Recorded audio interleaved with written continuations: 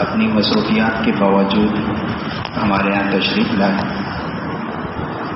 حضرت مفتی صاحب اپنے مدرسے میں بھی داخلوں کی مصروفیت تھی اور طبیعت بھی ناساز تھی، لیکن اس کے باوجود ہماری درخواست پر تشریف لائے۔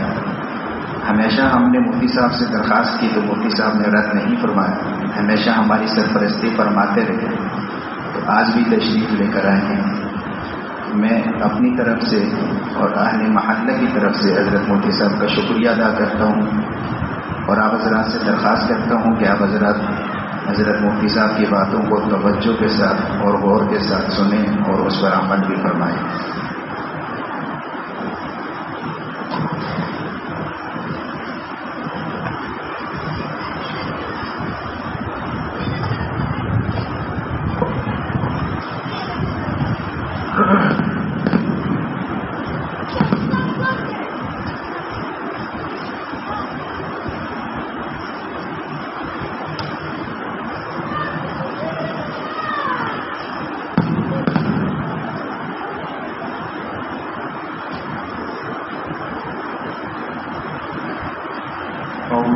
من الشيطان الرجيم بسم الله الرحمن الرحيم الحمد لله رب العالمين الرحمن الرحيم مالك يوم الدين إياك نعبد وإياك نستعين اهدنا الصراط المستقيم صراط الذين أنعمت عليهم غير المغضوب عليهم ولا الضالين آمين۔ صدق الله العظيم۔ اللہ رب العزت کا بہت بڑا کرم اور احسان ہے کہ ہماری اس مسجد میں، اس مرکز میں، جہاں آج یہ خوبصورت مسجد الحمدللہ تعمیر کے اہم مراحل سے گزر چکی ہے،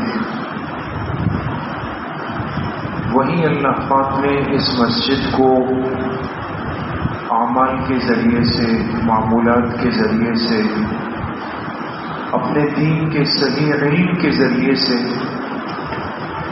آباد کرنے کا اور اس کی فکر کرنے کا موقع آپ احباب کو دیا ہے۔ اللہ تعالیٰ آپ سب کی اس طلب کو، اس محنت کو اور اس محبت کو اپنی بارگاہ عالیہ میں قبول فرمائے،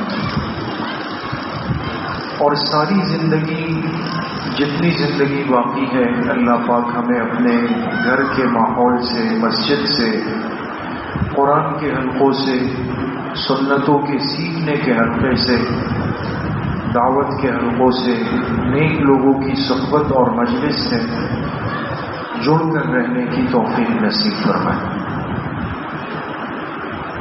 آپ حضرات سعادت مند ہیں کہ اللہ نے آپ کو ایسے علماء اور امام صاحب دیے ہیں کہ جنہوں نے نہ صرف یہ فکر کی کہ یہاں زمین پر اللہ پاک کا گھر بن جائے، بلکہ اس کے ساتھ ساتھ یہ فکر بھی کی کہ مسجد کے ساتھ رہنے والے جو احباب ہیں، اہل محلہ ہے، اہل علاقہ ہے، وہ مسجد سے اپنا حصہ اور اپنا حق بھی وصول کر لیں۔ مسجد سے مسلمان کا تعلق صرف 5 وقت کی نماز کا نہیں ہے دوست، یہ یاد رکھیں۔ اس دن سے امت نے نقصان اٹھایا جس دن سے ہم نے مسجد سے اپنا تعلق صرف نماز کا سمجھا کہ بھئی آئے، اذان ہوئی، وضو کیا، نماز پڑھی، راستہ بنایا اور چلتے بنے۔ اسی اللہ کے گھر سے ایک مومن مسلمان نے اپنی پوری زندگی اور زندگی کے ایک ایک مرحلے کو سیکھنا ہے، بچے کی پیدائش سے لے کر قبر میں اترنے تک، نکاح کی خوشی سے لے کر میت کی تعزیت اور سوگ تک، اپنے کاروباری، تجارتی اور بازار کے معاملات سے لے کر اپنے خوشی اور غمی کے ہر معاملے کو جناب نبی کریم صلی اللہ علیہ وسلم کی مبارک سنتوں کے مطابق سمجھنا، یہ مسجد سے ہر مسلمان کا حصہ اور حق ہے. ہم یہاں سے سیکھ کر جائیں. آج مصیبت یہ ہے کہ وضو کے مسائل تو پوچھتے ہیں کہ امام صاحب میں آیا، اب مجھے یاد نہیں کہ میں نے ایک پیر دھویا ہے نہیں دھویا. وضو کا مسئلہ پوچھیں گے، کپڑوں کی ناپاکی کا مسئلہ پوچھیں گے، نماز میں اونچ نیچ ہو گئی تو مسئلہ پوچھیں گے. یہاں تک تو صحیح. لیکن کسی ساتھی نے کہا کہ فلاں جگہ پیسے لگانے، کاروبار کرنا ہے، بڑی اسکیم آئی ہے، بڑے پیکیجز آئے ہیں، لوگ بہت کما رہے ہیں، چلو آپ بھی کماؤ، ہم بھی کماتے ہیں. اب میں عالم کے پاس نہیں آؤں گا، اب مفتی صاحب کے پاس نہیں آؤں گا، اب جا کے سیدھا اپنا معاملہ کر کے نوٹ گننا شروع کر دوں. بچوں بچیوں کے نکاح ہیں، ان کے مسائل ہیں، خرید و فروخت کے معاملات ہیں، سوگ ہے، تعزیت ہے، خوشی ہے، غمی ہے. خلاصے کی بات دوستوں بزرگوں یہ ہے کہ کامیاب لوگ وہ ہوتے ہیں جو ان ساری چیزوں کو مسجد کے ماحول سے سیکھ کر جاتے ہیں.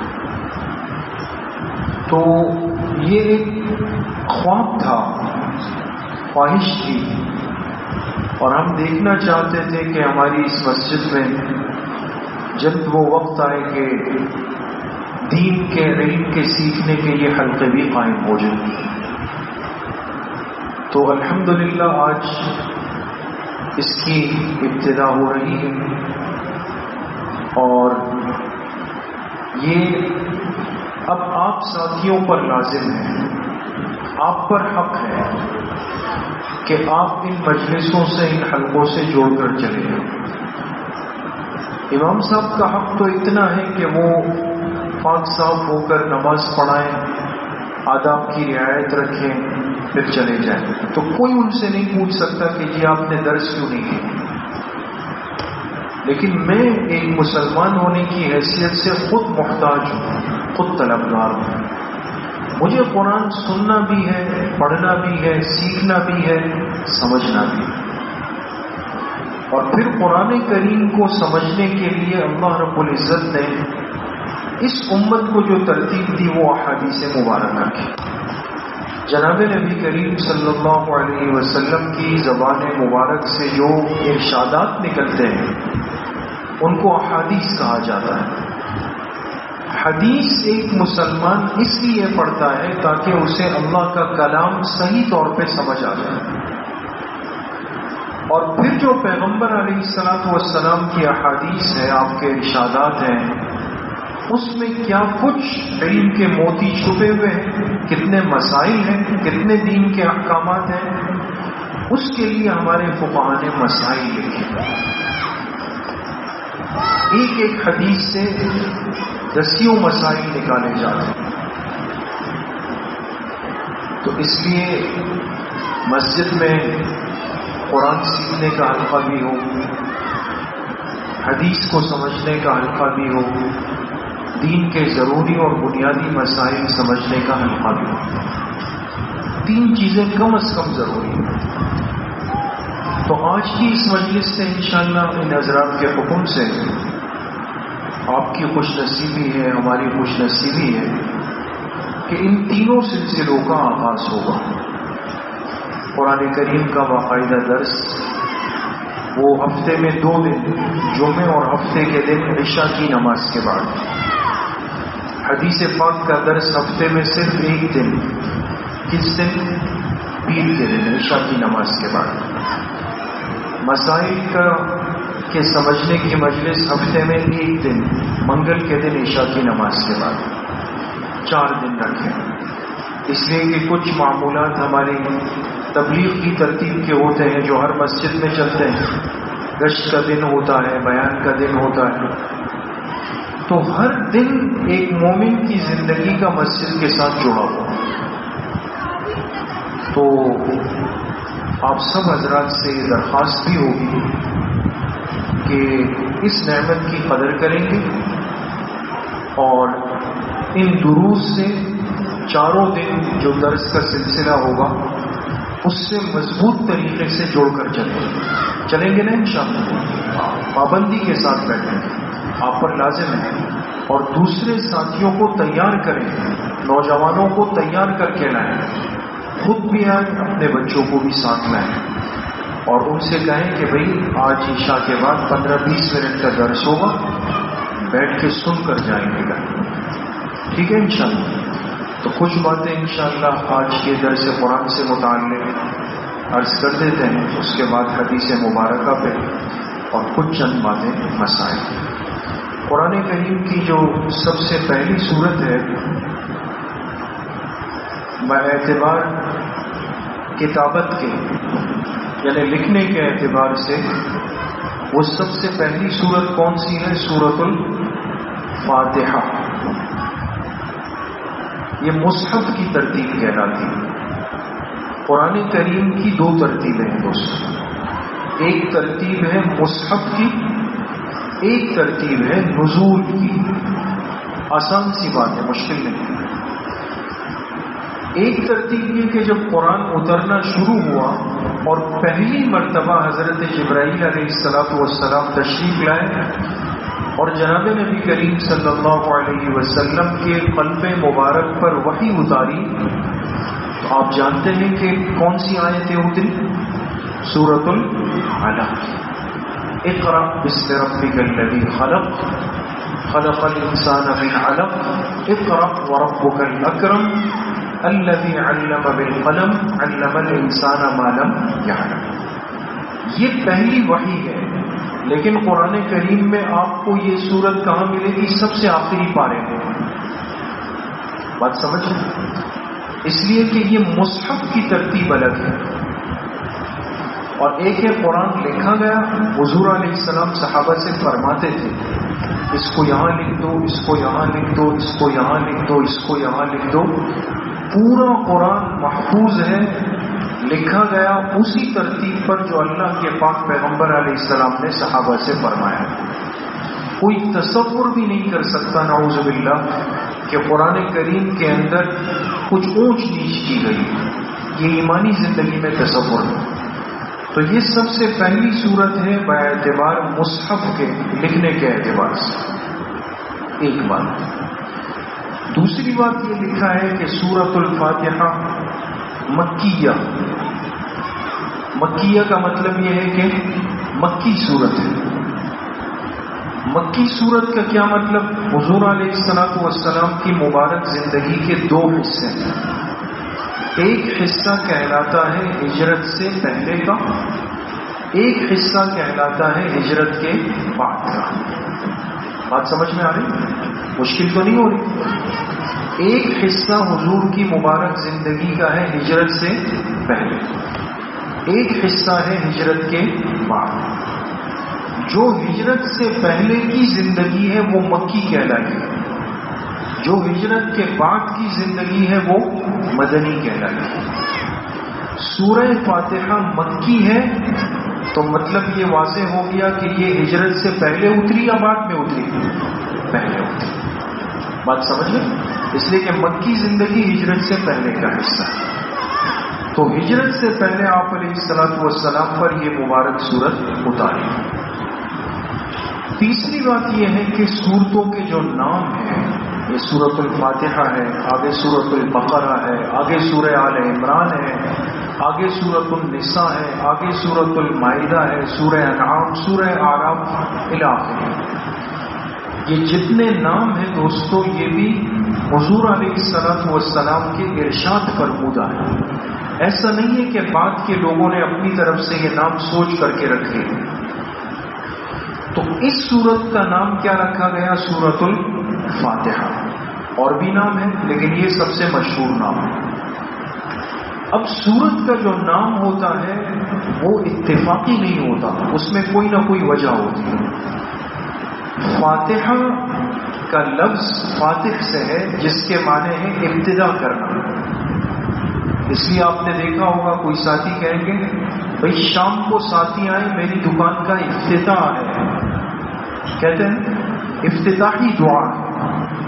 جس کام کی ابتدا ہوتی ہے اس کو افتتاح کہتے ہیں، فاتح کہتے ہیں۔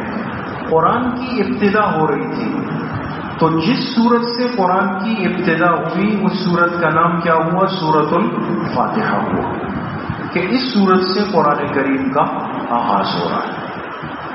یہ بات بھی سمجھ میں آ گئی دوستو؟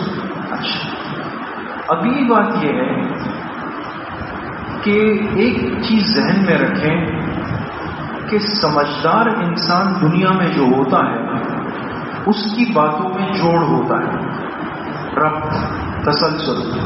جیسے مثال کے طور پہ ایک ساتھی آئے اور وہ کہے کہ بھئی آج مغرب میں ہماری مسجد میں مکی مسجد سے جماعت آ رہی ہے۔ ایک مثال دے رہا ہوں، جماعت آ رہی ہے، بیرون کی جماعت ہے، یہاں 3 دن رکیں گے، رات کے کھانے کا نظم فلاں ساتھی نے کیا ہے۔ یہ بات یہ ترتیب کے ساتھ ہے نا، سمجھ میں آتا۔ اب ایک ساتھی آئے اور وہ کہے کہ آج مغرب کے بعد مکی مسجد سے جماعت آ رہی ہے، اور پھر کہا کہ رات پاکستان میچ میں ہار گیا۔ اب بات بے جوڑ ہو گئی۔ پہلی والی باتیں جوڑ کے ساتھ تھی، دوسری بات بے جوڑ۔ اب آپ بتائیں کہ سمجھدار آدمی کی باتوں میں جوڑ ہوگا یا بے جوڑ باتیں کرے گا؟ جوڑ ہوگا۔ اللہ کے کلام میں جوڑ ہونا چاہیے نہیں ہونا چاہیے؟ تو اللہ کا کلام ہے۔ یہ کیسے ہو سکتا ہے کہ سمجھدار سنجیدہ آدمی ایک نظم میں بات کرے ترتیب سے، اور اللہ کے کلام میں ربط نہیں ہو، تصور نہیں ہو؟ تو جو سمجھانا چاہتا ہوں وہ یہ ہے کہ قرآن کی کل سورتوں کی تعداد کتنی ہے؟ 114 سورت۔ کل آیتوں کی تعداد ہے 6666۔ کل رکوعوں کی تعداد ہے 558۔ سورت کا سورت سے ربط ہے، جڑی ہوئی۔ رکوع کا رکوع سے ربط ہے، آیت کا آیت سے ربط ہے۔ سورت سے جڑی ہوئی ہے، رکوع سے جڑا ہوا ہے، آیت سے جڑی ہوئی۔ اب باقی باتیں تو انشاءاللہ آپ کے امام صاحب حضرت مولانا آصف صاحب آپ کو بتائیں گے۔ صرف ایک بات سمجھانے کی، آج جو سورت میں نے آپ کے سامنے پڑھی ہے وہ سورۃ الفاتحہ۔ اس کے بعد دوسری سورت ہے سورۃ البقرہ، ہے نا؟ سورۃ الفاتحہ کے بعد سورۃ البقرہ۔ آپ نے ابھی بات سنی کہ سورت کا سورت سے ربط ہوگا۔ سورہ فاتحہ کا سورۃ البقرہ سے کیا ربط ہے؟ آسان سی بات ہے۔ سورہ فاتحہ کے اندر اللہ کی توحید کا بیان ہے، اللہ کی توحید کا بیان ہے، جو ہمارے لیے بنیادی عقیدہ ہے دوست۔ ایک مومن مسلمان عقیدہ توحید کے بغیر زندگی نہیں گزار سکتا، مشرک ہمیشہ کی جہنم میں ناکام ہے۔ سورۃ الفاتحہ میں بیان ہے عقیدہ توحید کا۔ آپ نے سورہ فاتحہ پڑھ لی، آپ کو توحید سمجھ میں آ گیا۔ اب توحید بڑی قیمتی چیز ہے، قیمتی چیز کا ڈاکو بھی خطرناک ہوتا ہے نا، چھپ کے آتا ہے۔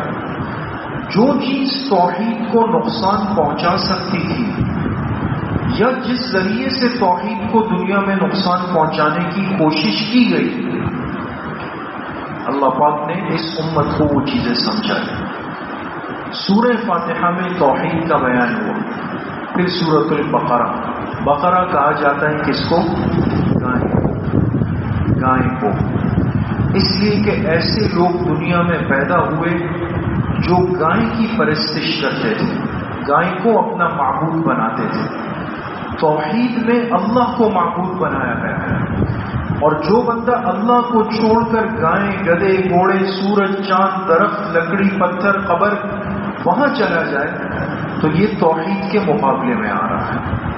تو اللہ پاک نے فرمایا کہ بعض جانور ہوتے ہیں لیکن لوگ ان کے سامنے جھک جاتے ہیں، پیشانی رکھ دیتے ہیں، اور ان کا مقصد ہوتا ہے کہ عقیدہ توحید کو خراب کیا جائے۔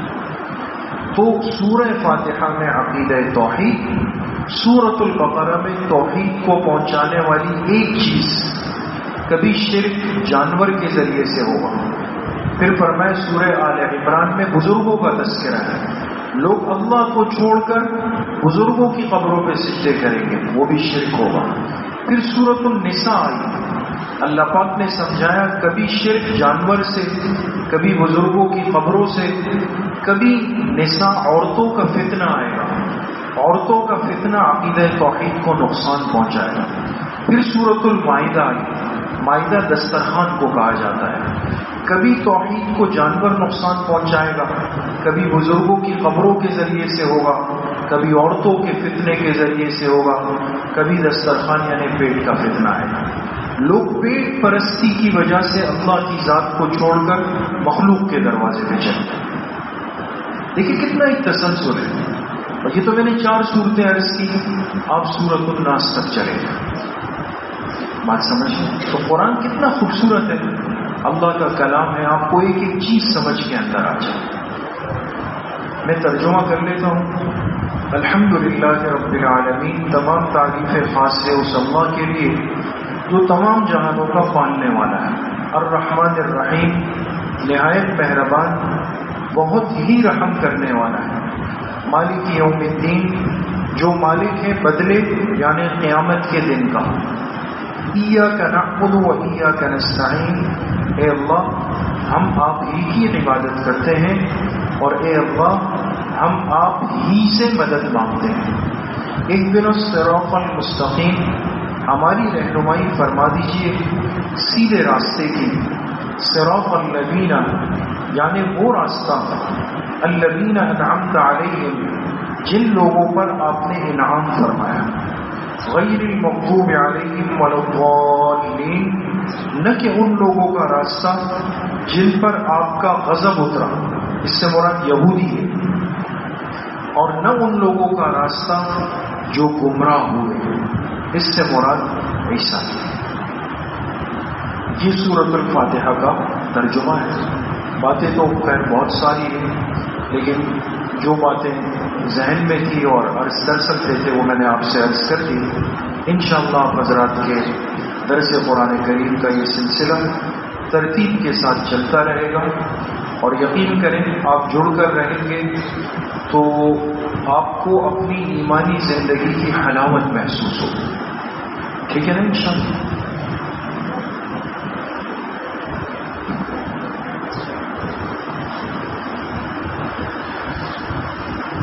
حدیث مبارکہ میں یہ کتاب ہے، حدیث کی بڑی اہم، ریاض الصالحین، اور انشاءاللہ اس کا درس بھی ترتیب سے ہوگا۔ اس کی جو ابتدائی حدیث ہے، اور ایک بات بس سمجھ لیں کہ حدیث کو جو حضرات جمع کرتے ہیں محنتوں سے، قربانیوں سے، ان کو محدثین کہا جاتا ہے۔ کیا کہا جاتا ہے؟ محدثین۔ محدثین جو حدیث کو جمع کرتے ہیں اللہ کے پاک پیغمبر علیہ السلام کے فرامین کو۔ اس امت کے سب سے بڑے محدث جن کو کہا گیا امیر المؤمنین فی الحدیث، سب سے بڑے حدیث کے امام، آپ سب ان کو جانتے ہیں، ان کا نام جانتے ہیں، وہ کون ہے؟ امام بخاری رحمت اللہ علیہ۔ سال کا جب آخر آتا ہے نا، آپ کے رشتہ داروں میں، بچوں میں، بھانجوں میں، بھتیجوں میں کہتے ہیں میں اس کی بخاری شریف کی تقریب میں جا رہا ہوں، کہتے ہیں ختم بخاری شریف ہے، حدیث کی سب سے بڑی کتاب ہے۔ تو محدثین نے اس دین کی حفاظت کے لیے بہت بڑی قربانی دی ہے۔ آج فتنوں میں ایک بہت بڑا فتنہ جو امت کی طرف متوجہ ہے وہ انکار حدیث کا ہے۔ انکار حدیث کے لیے یہ طریقہ نہیں اختیار ہوگا کہ کوئی بندہ آ کے کہے گا کہ جی میں حدیث نہیں مانتا ہوں۔ ایسے لوگ بھی پیدا ہوئے ہیں، لیکن ظاہر سی بات ہے کہ یہ بہت بڑی جرأت ہے۔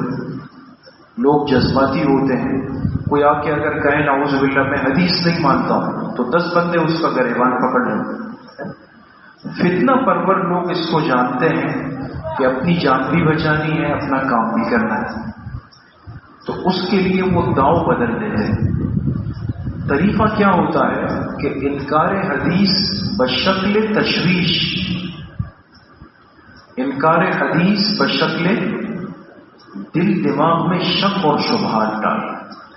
بھئی یہ تو امام بخاری نے جمع کی، امام ترمذی نے جمع کی، امام مسلم نے جمع کی، یہ تو 400-500 سال پہلے کے لوگ ہیں۔ حضور علیہ السلام کو گزرے ہوئے 1450 سال ہو گئے۔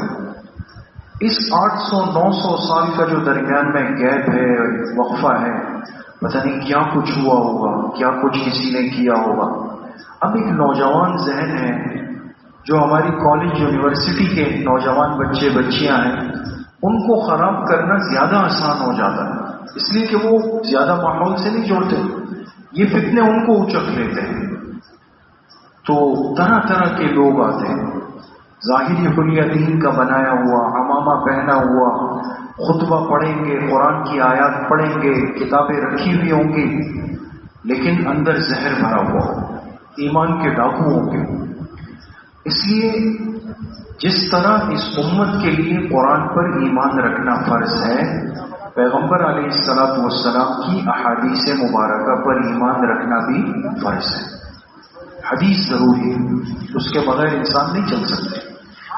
تو ہر محدث نے اپنی کتاب جب شروع کی تو اس کے لیے ایک عنوان، ٹائٹل جس کو کہتے ہیں، ٹاپک قائم کیا تاکہ بات سمجھنا آسان ہو۔ جو آپ حضرات کتاب پڑھیں گے اس میں جو پہلی حدیث ہے اس پر عنوان ہے باب الاخلاص و احضار النیت فی جمیع الاعمال والاقوال۔ اخلاص اور نیت کو درست کرنا تمام اعمال و اقوال میں۔ اب کتنی بڑی بات ایک جملے میں کہتے ہیں۔ ایک مومن بندہ اپنے جسم سے کوئی عمل کرے، جیسے ابھی آپ نے نماز پڑھی، ایک مومن بندہ اپنی زبان سے کوئی بات کرے، جیسے ابھی درس چل رہا ہے، چاہے اعمال ہو چاہے اقوال ہو، اللہ کے یہاں اس کی حیثیت اسی وقت ہوگی جب اخلاص کے ساتھ ہو۔ کس کے ساتھ ہو؟ اخلاص کے ساتھ۔ خدا نخواستہ اب اگر میں درس دے رہا ہوں، اللہ حفاظت فرمائے ہم سب کی، لیکن میرے دل میں ہو کہ دیکھو لوگ سن رہے ہیں، دیکھ رہے ہیں، آواز جا رہی ہے، میری واہ واہ ہو جائے، اب چاہے میں کتنا بڑا درس دے دوں لیکن اللہ کے لیے نہیں ہوا، مخلوق کے لیے ہوا، یہ چیز جہنم میں گرا سکتی۔ اور چاہے چھوٹا سا کام ہو، ایک بزرگ آئے، آپ کو لگا یہ کمزور ہے، آپ نے ہاتھ پکڑا، لا کے کرسی پہ بٹھا دیا، اتنا سا کام کیا، لیکن اللہ کے لیے کیا، یہ چھوٹا سا عمل جنت میں لے جا سکتا ہے۔ بات سمجھ میں آئی؟ تو حدیث شروع کی تو پہلی حدیث اخلاص کے بارے میں لائے تاکہ ہمیں توجہ ہو جائے کہ اس زندگی کا ہر عمل اگر ہم اخلاص کے ساتھ کریں گے وہ ہمارے نامہ اعمال میں نیکی بن جائے گا، آخرت میں ثواب اور نجات کا ذریعہ بن جائے گا۔ حضرت عمر ابن خطاب رضی اللہ عنہ کی روایت ہے، فرماتے ہیں کہ میں نے جناب رسول اللہ صلی اللہ علیہ وسلم سے سنا، آپ فرما رہے تھے انما الاعمال بالنیات، بے شک تمام اعمال کا دار و مدار نیتوں پر ہے، وانما لکل امرئ ما نوى، اور ہر شخص کو وہی ملے گا جو اس نے نیت کی۔ فمن كانت ہجرته الى اللہ ورسولہ فہجرته الى اللہ ورسولہ، لہذا جس نے ہجرت کی اللہ کے لیے اور اللہ کے رسول صلی اللہ علیہ وسلم کے لیے، تو اس کی ہجرت معتبر ہوگی کہ واقعی یہ اللہ اور اللہ کے رسول علیہ السلام کے لیے کی گئی۔ لیکن ومن كانت ہجرته لدنیا یصیبها، اب امرأتی ینکحها، جس نے ہجرت کی اس لیے تاکہ دنیا کما لے یا عورت سے نکاح کر لے، تو اس کی ہجرت اسی لیے ہوگی جس نیت کے ساتھ اس نے ہجرت کی۔ اب یہ حدیث پاک میں انشاءاللہ آپ حضرت سے پڑھ لیں گے، وہ آپ کو اس کی پوری تفصیل بتا دیں گے کہ اس کے پیچھے کیا واقعہ ہے، لیکن ہمارے لیے بس اتنی بات واضح ہو گئی کہ بڑے سے بڑے نیکی کا کام اگر اس میں نیت دنیا کی کر لی، اپنی ذات کی کر لی اور اللہ کے لیے نہیں رہے، تو اس کا اللہ کے ہاں ٹکے برابر بھی حیثیت نہیں، وزن نہیں، وہ سب کا سب ضائع ہو جائے۔ اس لیے ہر عمل کے اندر اخلاص پیدا ہو۔ اللہ پاک صحیح عمل کی توفیق نصیب فرمائے۔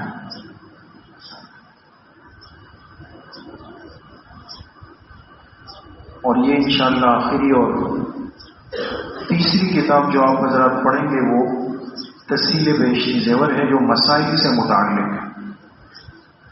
اور میں نے آپ سے عرض کیا کہ مسائل میں ہماری زندگی کا بڑا حصہ ہے۔ بعض علماء فرماتے ہیں دین کا 2/3 حصہ مسائل ہے۔ اگر دین کے آپ 3 حصے بنائیں پورے دین کے، تو 2 حصے کیا ہیں؟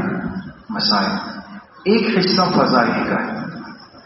تو لہذا مسائل سیکھنا بہت ضروری ہے، لیکن صحیح مسائل ہو اور مستند جگہ سے سیکھیں۔ آج چونکہ موبائل کا دور ہے تو ہر چیز وہاں سے پوچھی جاتی ہے، چیٹ جی پی سے نا، وہاں سے پوچھ لیا کہ جی بتائیں یہ کیا ہے، وہ وہاں سے کوئی نہ کوئی جواب تو ضرور دے دیں گے آپ۔ لیکن ظاہر سی بات ہے کہ مشین ہے اور مشین میں اکثر خرابی ہو جاتی ہے اندر، کرنٹ بھی دے دیتے، تو اب غلط مسئلہ بتا دیا کرنٹ والا تو نقصان ہو جائے گا۔ اس لیے جو زندہ مسئلہ پیش آئے وہ زندہ علماء سے پوچھیں اور مستند علماء سے پوچھیں، اس میں شرم نہ کریں، جھجک نہ کریں۔ اور ایک مومن مسلمان مکلف بنتا ہے جب وہ عاقل بالغ ہو جاتا ہے، عاقل بالغ ہو جائے۔ اور اس کی عمر کیا ہے؟ ابتدائی عمر تو فقہاء نے لکھا کہ حتمی نہیں، ممکن ہے کوئی بچہ 12 سال میں، کوئی 13 سال میں، کوئی 11 سال میں بھی، کہ وہ اللہ پاک اس کو عقل بھی دے دے، بلوغ بھی دے دے۔ لیکن اگر ایک بچے پر کوئی علامات ظاہر نہ ہو، کچھ پتہ نہیں چلے، تو پھر زیادہ سے زیادہ 15 سال 15 سال وہ لمٹ اور حد ہے کہ جس میں ہر بچے پر بلوغ کا، عاقل ہونے کا حکم لگ جائے گا۔ اب جب بچہ عاقل بالغ ہو جائے، مسلمان عاقل بالغ ہو جائے، تو یہ مکلف بن جاتا ہے۔ کیا بن جاتا ہے؟ مکلف۔ مکلف کا مطلب ہے کہ اب آپ سے پوچھ پاچھ ہوگی، اب آپ سے پوچھا جائے گا۔ جیسے مثال کے طور پہ یہ پلاسٹک کی ڈیسک ہے، 5-6 سال کا بچہ آیا اور ڈیسک اٹھا کے وہاں رکھ دی، تو لوگ کہیں گے بھائی بچہ ہے، اس کو سمجھ نہیں ہے۔ لیکن 17-18 سال کا نوجوان آئے اور پلاسٹک کی ڈیسک اٹھا کے وہ جوتوں کی جگہ رکھ دے، تو چھوڑیں گے اس کو؟ اس سے پوچھیں گے بھائی آپ تو سمجھدار ہیں، آپ نے کیوں ایسا کیا؟ مکلف سے پوچھ ہوگی قیامت کے دن۔ تو جب ایک مسلمان عاقل بالغ ہو جائے تو اس کے ذمے جو سب سے پہلے فریضہ ہے وہ ہے نماز کا۔ کون سا؟ نماز۔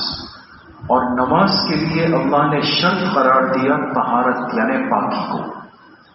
یہ نہیں ہے کہ ہم نیند سے اٹھیں تو جا کے نماز پڑھیں، یہ نہیں کہ بیت الخلاء سے نکلے نماز پڑھیں، نہیں، جسم سے خون نکلے نماز پڑھیں۔ جب تک مومن بندے کا جسم، لباس، جگہ، ہر چیز پاک نہیں ہو، طاہر نہ ہو، یہ نماز کے لیے نہیں کھڑا ہو سکتا۔ اور طہارت میں 3 چیزیں بنیاد ہیں: وضو، غسل اور تیمم۔ وضو، جب انسان کو چھوٹی ناپاکی پیش آ جائے، وضو ٹوٹ گیا، آپ بیت الخلاء گئے، پیشاب کے تقاضے سے فارغ ہوئے، بڑے تقاضے سے فارغ ہوئے، جسم سے ریح نکل جائے، جسم سے خون نکل جائے، پیپ نکل جائے، گہری نیند سو گئے، ہے نا؟ یہ وہ ہے جس سے وضو ٹوٹ گیا دوستوں۔ دوسری ہے کہ بڑی ناپاکی پیش آ جائے، جیسے بدخوابی ہو گئی رات کو، احتلام ہو گیا، یا شوہر بیوی ملاقات کر لیں آپس میں، ہم بستری کر لیں، اب پاکی کے لیے غسل ضروری ہے، غسل کے بغیر نہیں ہوگا۔ تو وضو میں بھی پانی کی ضرورت ہے، غسل میں بھی پانی کی ضرورت ہے۔ کبھی ایسا ہو سکتا ہے زندگی میں کہ آپ کو وضو کی ضرورت ہے یا غسل کی ضرورت ہے لیکن پانی نہیں مل رہا۔ اب پانی کہاں تک نہیں مل رہا؟ 1 میل کی حد تک، ایک میل کی حد تک۔ کلومیٹر کم ہوتا ہے، میل زیادہ ہوتا ہے اس سے۔ 1 میل کی حد تک پانی دستیاب نہیں۔ آپ نے تلاش کیا، پتہ چلا 1 میل تک پانی نہیں، اور یہاں نماز کا وقت تنگ ہو کے ختم ہو رہا ہے۔ تو اجازت دی کہ یہ بندہ پاک مٹی یا پاک پتھر سے تیمم کر لے، پاک ہو جائے گا۔ اسی طرح غسل کی حاجت تھی، نماز کا وقت تنگ ہو رہا ہے، 1 میل میں پانی نہیں ہے دستیاب، پاک مٹی پاک پتھر سے تیمم کر لے، یہ پاک ہو جائے گا اور یہ بھی اپنی نماز وغیرہ پڑھ سکے گا۔ تو مسائل کی ابتدا طہارت سے ہے دوستوں۔ ہم پہلے وضو سیکھ لیں، غسل سیکھ لیں، تیمم سیکھ لیں، استنجا کا صحیح طریقہ سیکھ لیں، یہ سارے مسائل انشاءاللہ آپ کے سامنے ترتیب سے آئیں گے اور اس کا درس بھی ہوگا۔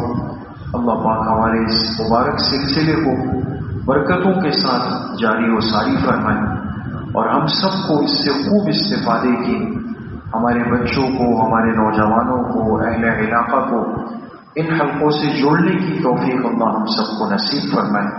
وآخر دعوانا ان الحمد للہ رب العالمین۔ الحمد للہ رب العالمین والصلاة والسلام علی سید الانبیاء والمرسلین سیدنا و مولانا محمد وآلہ وصحبہ اجمعین۔ یا اللہ یا ارحم الراحمین، ہمارے صغیرہ کبیرہ ظاہرا باطنا ہر طرح کے گناہوں کو معاف فرما دے۔ یا اللہ پوری امت کے گناہوں کو معاف فرما دے۔ یا اللہ حضور علیہ الصلوۃ والسلام کی صحیح اور سچی محبت نصیب فرما دے۔ پوری زندگی اتباع سنت میں گزارنے کی توفیق نصیب فرما دے۔ یا اللہ آج ہماری اس مسجد میں جن مبارک سلسلوں کا آغاز ہو رہا ہے، یا اللہ ان برکتوں کو اپنی خصوصی غیبی مدد و نصرت نصیب فرما دے، غیب سے اس کی استعانت فرما دے، اور یا اللہ اس علاقے کے ایک ایک فرد کو، ایک ایک نوجوان کو، ایک ایک بزرگ کو اس سے جوڑ کر دین سیکھنے کی، اس پر عمل کرنے کی توفیق نصیب فرما دے۔ اللہ ہمارے اس مسجد کو دین کا مرکز بنا دے، ہماری مستورات کی زندگیوں کو تبدیل فرما دے، گھروں کے ماحول کو یا اللہ تبدیل فرما دے، گناہوں کی چیزوں سے، گناہوں کی آلات سے، گناہوں کی مجلسوں سے، گناہوں کی باتوں سے، اے اللہ آپ کی ناراضگی والے کاموں سے ہم سب کی اور پوری امت کی حفاظت فرما دے۔ یا اللہ حاسدین کے حسد سے، باغزین کے بغض سے، شرارت کرنے والوں کی شرارت سے، نظر بد لگانے والوں کی نظر بد سے، سحر اور جادو کرنے والوں کے جادو سے، پیٹھ پیچھے بری تدبیریں کرنے والوں کے مکر و فریب سے، یا اللہ ہم سب کی، ہمارے اس مرکز کی، ہمارے ان بزرگوں کی، اور یا اللہ پورے اہل علاقہ کی، پوری امت مسلمہ کی یا اللہ حفاظت فرما دے۔ ہمارے مولانا آصف صاحب جو محنت کر رہے ہیں، فکر کر رہے ہیں، یا اللہ ان کو ایک بہترین اجر دنیا آخرت میں اپنی شان کے مطابق نصیب فرما دے، اور یہ سب ان کے والدین کی تربیت ہے۔ ان کے والد صاحب ہمارے بزرگ بھائی عبد المتین صاحب بیمار ہیں، دعا فرمائے اللہ پاک ان کی عمر میں، صحت میں خوب برکتیں نصیب فرما دے۔ ان کی والدہ کی عمر میں، صحت میں اللہ برکتیں نصیب فرما دے۔ جتنے ساتھی اس مسجد کے ساتھ جڑتے ہیں، آج ہی اس مجلس میں آئے ہیں، محبت کے ساتھ بیٹھے ہیں، یا اللہ ہر ساتھی کو قبول فرما دے۔ جس نے اس مسجد میں جتنا حصہ ڈالا، جانی مالی محبت کا، تعلق کا، اس مسجد میں آنے کا، یا اللہ سب کو دنیا آخرت کی برکتیں، سعادتیں نصیب فرما دے۔ ہم سب کے مشفق حضرت مفتی صاحب رحمۃ اللہ علیہ، بڑے امام صاحب رحمۃ اللہ علیہ، اور ہمارے بڑوں کی قبروں کو جنت کا باغیچہ بنا دے۔ ہم سب کا خاتمہ بالایمان و بالخیر نصیب فرما دے۔ ہماری دعاؤں کو اپنے فضل و کرم سے، فضل و رحمت سے اپنی بارگاہ میں قبول و منظور فرما دے۔ صلی اللہ وسلم علی نبینا محمد وآلہ وصحبہ اجمعین برحمتہ۔ السلام علیکم۔